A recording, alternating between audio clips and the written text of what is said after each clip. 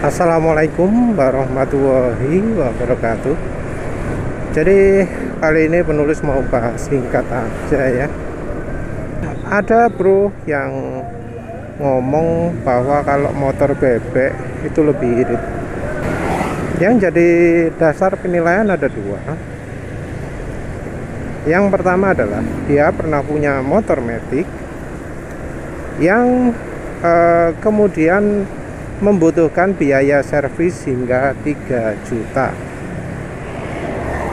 Sementara itu biaya servis termahal yang pernah dia bayar untuk motor bebek dia itu adalah 1 juta.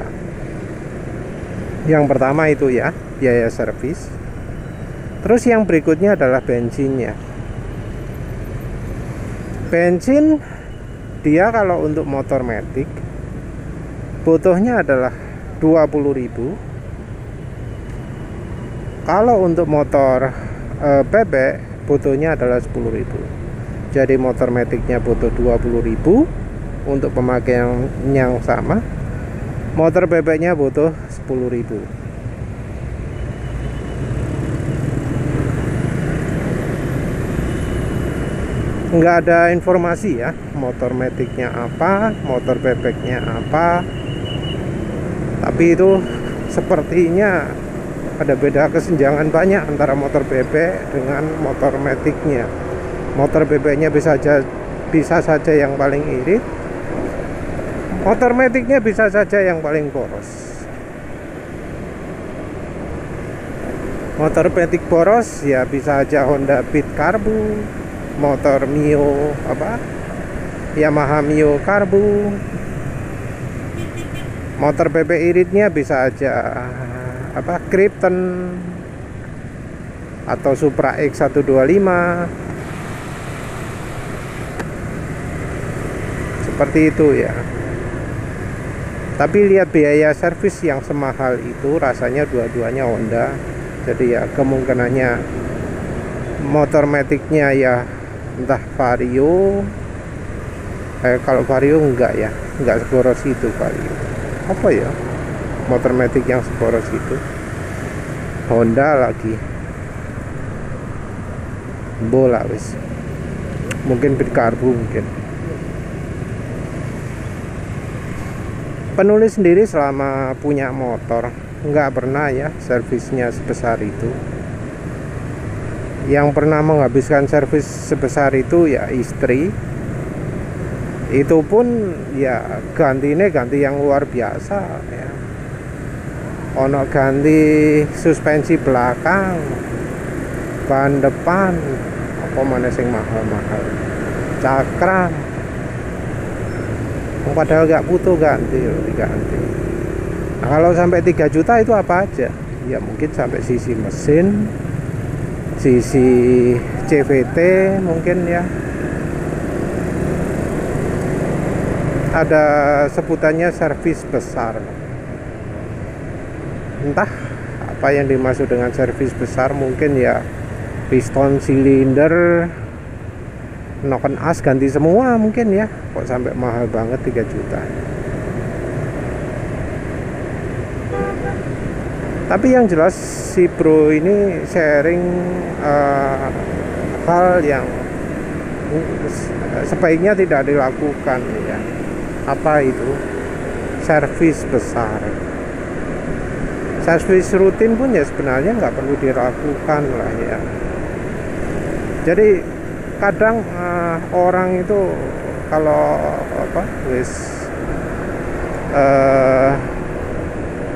pasrah gitu ya, ngomong wes servisen ganti sembarang yang perlu diganti. Nah itu merupakan kesalahan fatal ya. Kesalahan fatal, jangan pernah ngomong gitu ya. Apalagi zaman sekarang itu yang namanya mekanik itu raja tega. Yang nggak perlu diganti pun akhirnya diganti. Jadi sesuatu yang sebenarnya cuma masalah sedikit gangguan kenyamanan, agak getar sedikit, agak kasar sedikit, agak apa mana ya, agak boros sedikit gitu ya, yang sebenarnya nggak terlalu signifikan gitu, dibilang diganti. Setelah diganti pun ya orang bisa aja nggak ngerasa beda jauh ya, karena ada kebiasaan buruk seperti itu ya, makanya ya jadi jadi wajar kalau sampai habisnya banyak. Karena sebenarnya ya perawatan antara motor matic dan motor bebek itu tidak harusnya tidak sejauh itu bedanya. Karena ya harusnya gantinya itu cuma ganti ban, yang kalau bannya ukurannya ya mending gitu ya nggak mungkin mahal lah. Ya mungkin ganti juga kalau sering sekali dipakai motornya itu, kalau medannya jelek kayak penulis gini ya komstir. Walau komstir itu sebenarnya merupakan konsekuensi kalau oli suspensinya tidak dikontrol, tidak diganti ketika sudah rusak. Karena kalau ya diganti walau jalannya rusak kayak begini, sebenarnya nggak perlu ganti komstir. Bearing as ya, terutama untuk motor Honda. Selain komstir itu bearing roda depan dan belakang itu juga malah rasanya lebih banyak motor bebek ya yang butuh ganti daripada motor matic. Yang terutama bikin motor itu cepat rusak juga soal suspensi. Soal oli.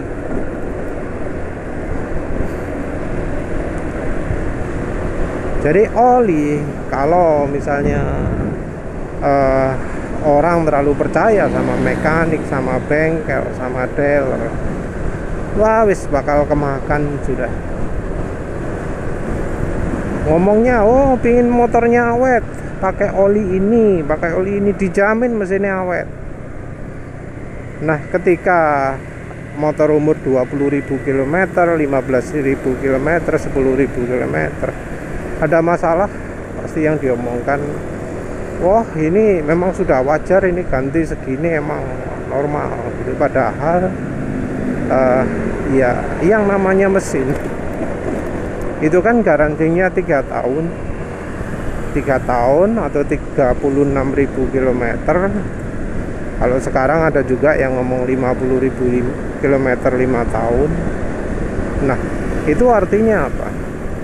Itu artinya garansi mesin itu 36.000 km harusnya nggak pernah butuh ganti apa-apa, nggak pernah butuh ganti seal, nggak pernah butuh ganti bearing, nggak pernah butuh ganti tutup oli, nggak pernah butuh ganti wes macem-macem lah ya. Orang kadang lupa soal hal itu.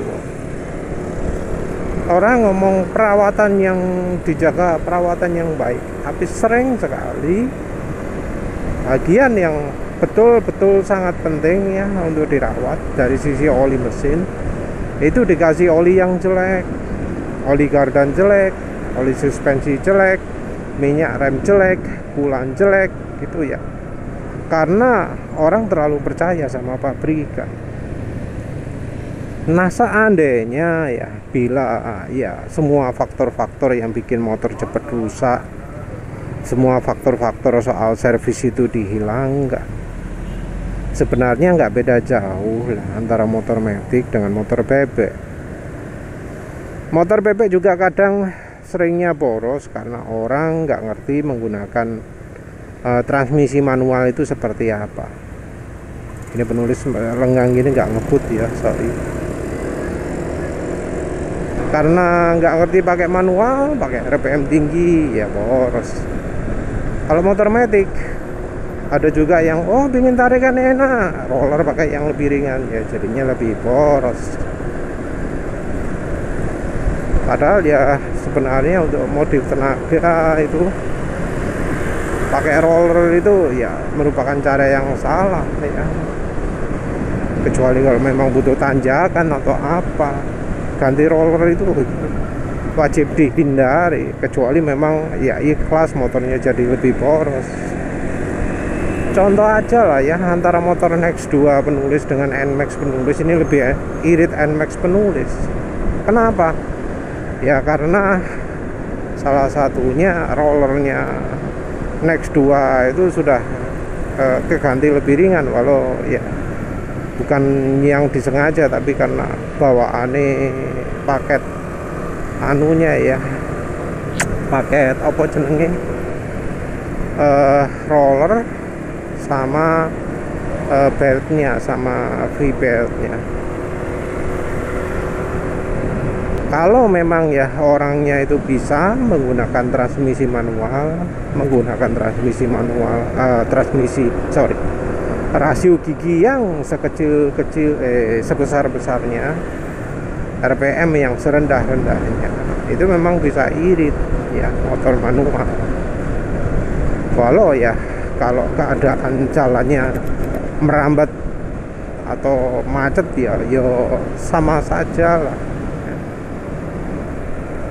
Apalagi kalau motornya Honda, aduh motor Honda kayak Supra Fit itu, lah masa ya motor bebek konsumsi bahan bakar 1:30 ya. Penulis hafal persis soalnya apa, sebelumnya punya motor 2 tak ya konsumsinya 1:30. Begitu punya motor bebek seneng irit ini, ternyata iritnya motor Honda itu bohongan ya.